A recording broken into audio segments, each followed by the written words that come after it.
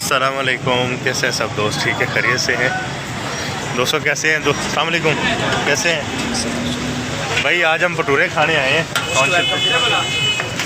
یہ بھائی بنا رہے ہیں بھٹورے۔ السلام علیکم، کیا حال ہے؟ ٹھیک ہے، کیسے ہیں؟ ہم ادھر چلتے ہیں بھائی کے پاس۔ السلام علیکم، کیسے ہیں؟ ٹھیک ہے، جلیبی میں بنا دے رہے ہو؟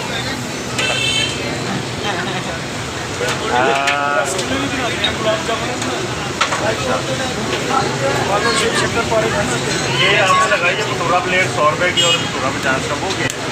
ایک 20-50 کا ہے، 2 بھٹورے دے دیں، 100 کی۔ اچھا 2 پھر دے دیں ہمیں 100 والی۔ ٹیسٹ کرتے ہیں آپ کا۔ ہیلو دوستوں، کیسے؟ ابھی ہم چیک کرتے ہیں ٹیسٹ چیک کر۔ نام تو بڑا سنا ہوا وکی بھٹورے والا۔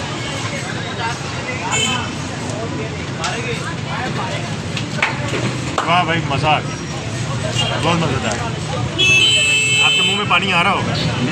آپ بھی وکی بھٹورے والوں کے پاس آئیں ٹاؤنشپ، ضرور ٹیسٹ کریں۔ اگر ویسے بھی چکر لگے تو ٹیسٹ کر کے جائیں۔